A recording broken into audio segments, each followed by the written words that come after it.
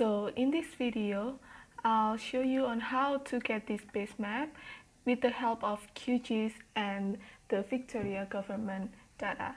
So in this map, I have cadastral lines, counter, and the building.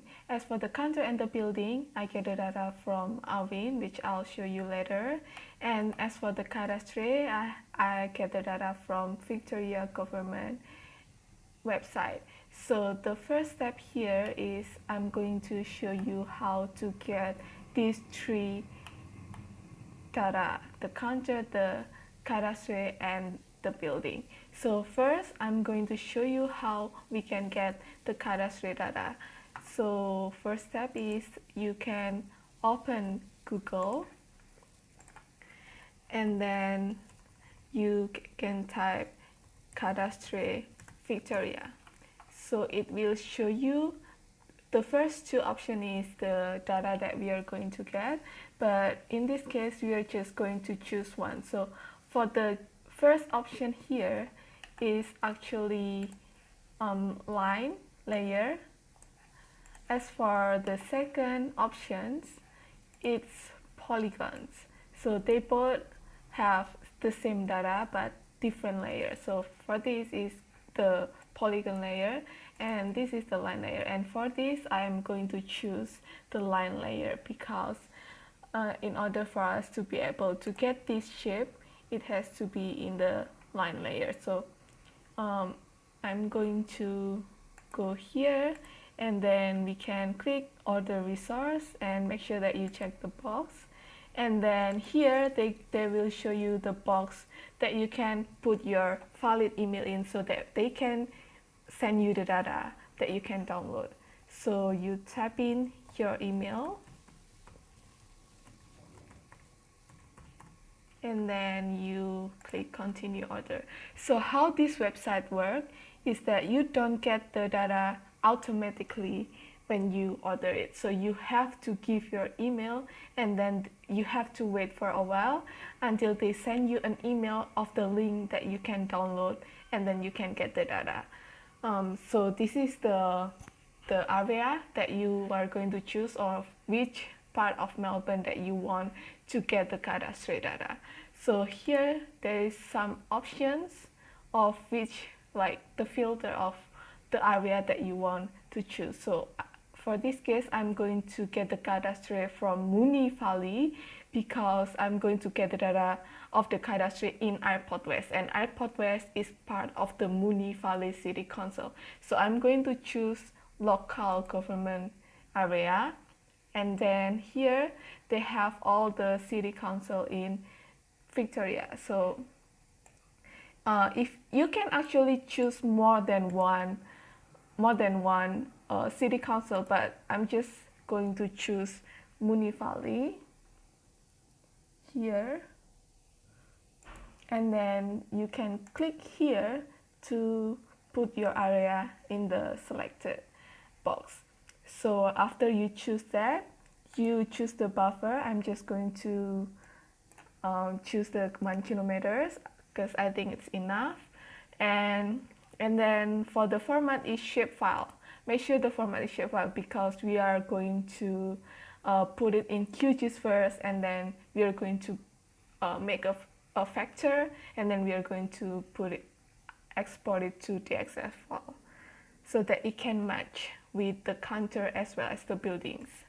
So I'm going to choose shapefiles, and then the projection here, make sure that you choose zone 55 because the projection is going to influence, it's going to affect what the screen will show you. So in Victoria, it's going to be the zone 55, and I will show you the difference later in Qgis because it's going to be shown in Qgis. And then you click apply to all, and then you click submit.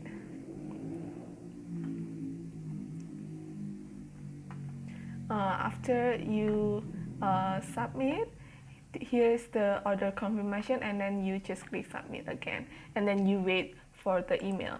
So I'm going to show you the email that they sent.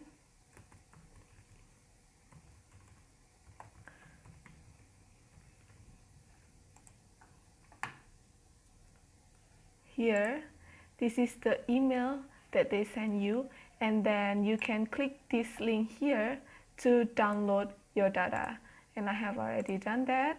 So here you have to extract it first, and then after you extract, you can open the Qgis. Okay, so here you can go to wherever the folder that is saved in your computer, and then you can open the shapefile. So this is the folder that is matched here. This is the Munifali line layer that I have downloaded, and then you can go deep into the folder until you can find the shapefile that's called the CAD area ASP here in the VMPROP folder. So you just drag that file into the Qgis. So make sure that you extract the file after you download it, and then you just open the folder, and then you find this file, the SHP file. So after you get the data, so the reason why I choose the shape file instead of the DXF file is that because Qgis works in location. So when you have the cadastre file and then the building file and the counter file separately, when you put in Qgis, it will automatically put it all together, whereas in AutoCAD, you have to put it manually, which is not going to be as accurate as if you use Qgis. So I have already get the cadastre data, and here, because this is the entire Munifali City Council, and it's too big because I'm just going to use just this part. And you can also choose like whatever part you want from this cadastre and just delete the rest, because otherwise it's going to lag in AutoCAD when you open it in AutoCAD. So I'm just going to delete the rest and just use this part. So you select the layer, and then you click this pen symbol here to edit it, and then you choose this to select the area. So first you click here and then click here, and then you can start editing the layer. And just to make sure that this, when you edit this shapefile, it's going to change your shapefile. So there's no going back. So after you edit it and after you save it, when you open it again, you only have the shapefile as the one that you have already edited. So make sure that you edit the part that you really need. So here I will delete it, and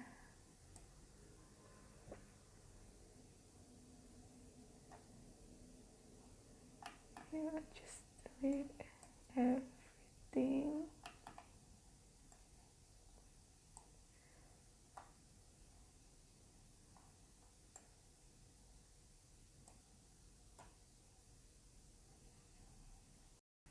So after I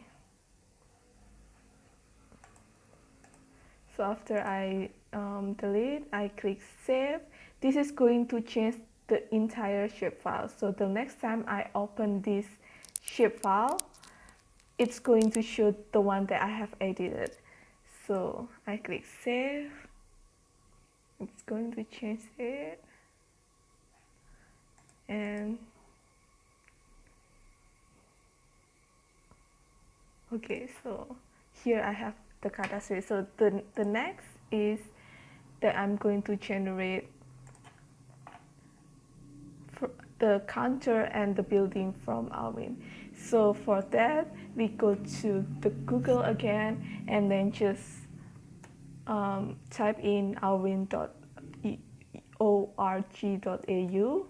and then here choose portal login, and then so the AURIN data is you can only access it if you're a part of organization or if you're a student. So if you're a student, you can just type in your university.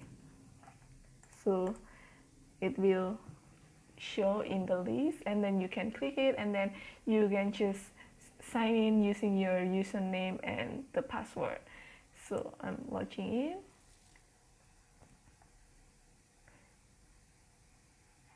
So here is the AURIN.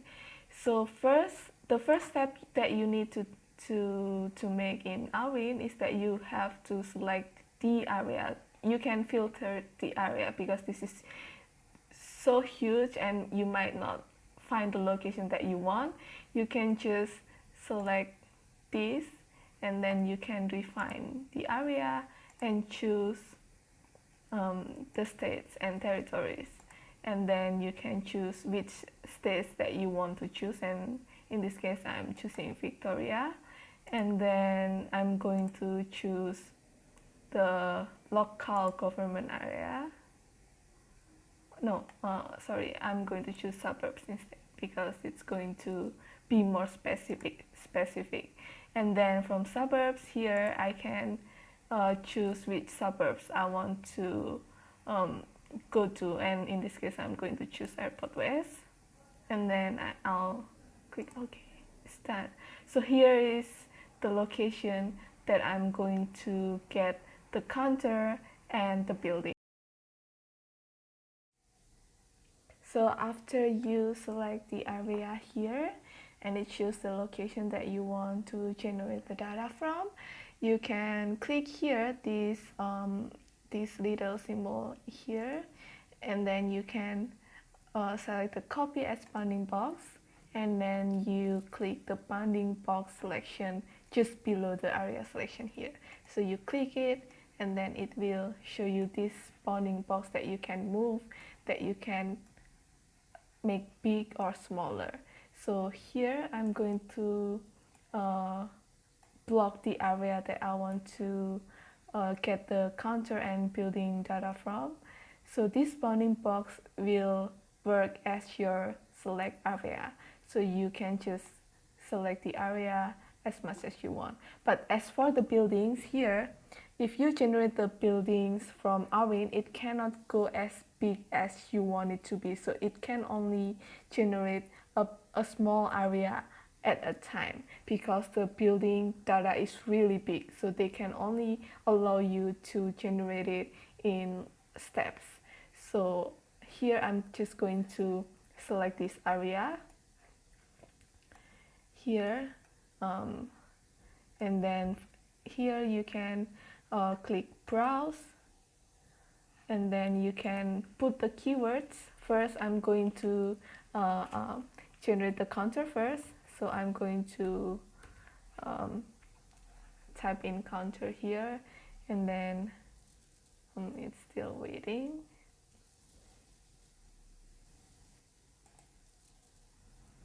So here it will show you the counter selections, and you can choose here the major counters 1 to 5 meter, and then you can select all the attribute, and then you can select add. So here your data set is already added to your data. The second one is the building, and as for the building, the keywords is float map. So you type in float map here, and then you click search, and then here it's at the first option, it's float mapping building footprints polygon. So you select it, and then you select all the attributes, and then you click add. So we can already have the counter and the building here. So now we can just download as a SHP. So download it. So you download it, it will download as zip file, and then you have to extract the file before you can use it in Qgis. So after you download and after you extract, you can open again the Qgis file, the same one that you have put the cadastre in, and then you can open the folder. Here I have already extract my folder. First is the VICMAP elevation, this is the counter, and then the flood mapping, this is the buildings. So first I'm going to open the VICMAP elevation in the folder of SHP here, and then you can track it.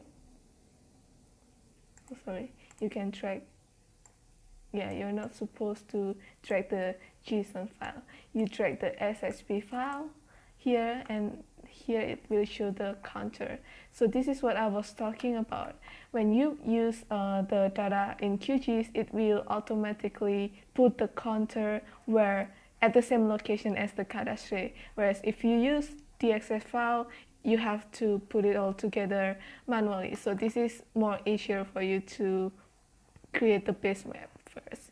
So, and then the second one is the flood mapping. Here we can open the SHP folder inside the flood mapping folder, and then you drag the SHP file here. So here we get the buildings, the counter, and the cadastre. So the next step that we are going to make is that we are going to import all of these layers into vector before we can use it in AutoCAD. So now after we get all the data ready, now we are going to import this first into vector. So in order to do that, we need the plugins called Qgis, and there is another video to explain to you how we can get this plugin in Qgis. But for now, I'm just going to jump in to create the map set. So in order for us to be able to open the Qgis tools, we need to create a new map set. So just select new map set, and then browse, and then just choose whichever folder you want to put your new map set in. So I'm just going to choose this, select folder, and then next. And then here I'm going to type in hypothesis map, and then you click next. And then here you have to choose for the projection. You need to choose the 84 because this is what the Google use. And then click next, and then next, and then you type in hypothesis map. Okay, just give a name, whatever name that you want, and then finish. And then the map set is successfully created, and then now we can open Qgis tools. Here you have, for the projection that I was talking about, is actually I'll show you the difference between projections. So now I'm using the 55 zone, so it shows from the top. But if you choose another projection, for example the 84, so you'll see the difference. So it's kind of like tilted. So that is why the projection settings is really important in Qgis. So just change back to 55, and then here's the Qgis. And then the first step is that I'm going to choose the one layer, the building layer, and then here I can type in import vector, and then just click the first option, and then choose the layer that you want to import to vector, and then give a name to it. So I'm just going to give it building vector, and then click run.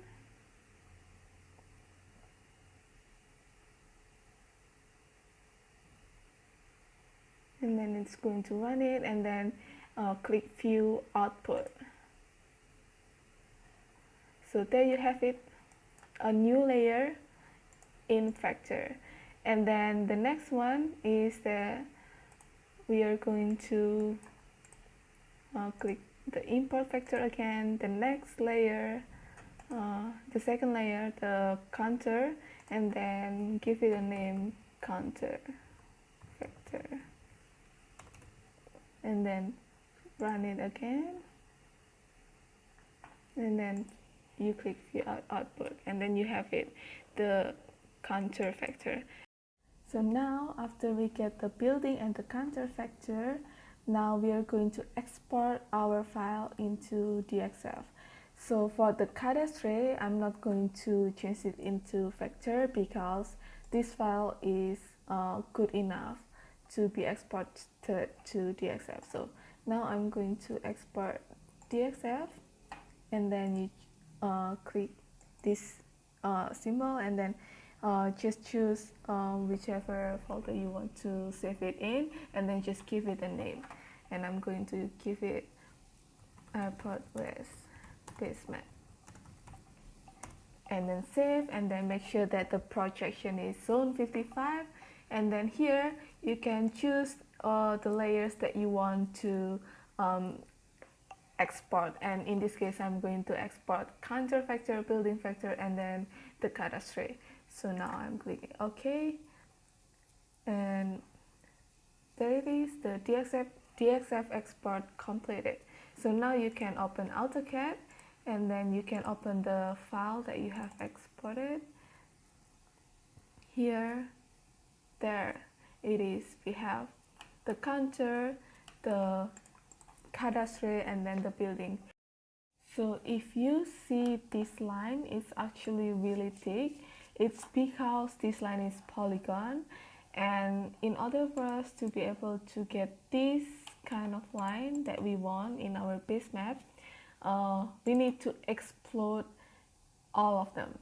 So first, for you to explode just one by one, because if you explode everything at the same time, it's going to crash your AutoCAD. It's most likely will crash your AutoCAD. So you can turn off the layer that you don't need first, and then you can select everything, and then you can just explode them. So it's going to take a while because there's a lot of buildings in the screen, and you just have to wait until it's explode everything. So it's exploded, so you can, maybe for the building you cannot see more clearly, but I'm going to show you the difference for the cadastre. So now we're going to explode the cadastre.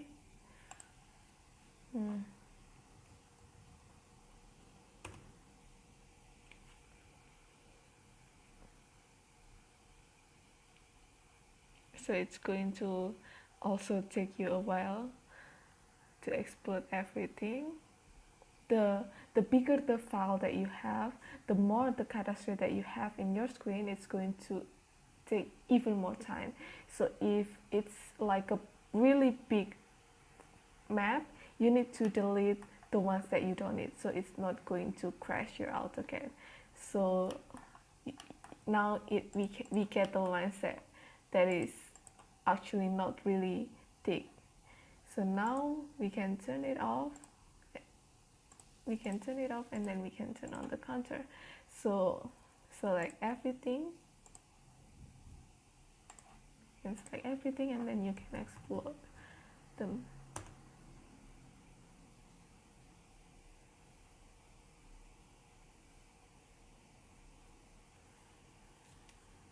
So now we get the counter, the buildings, and the cadastre.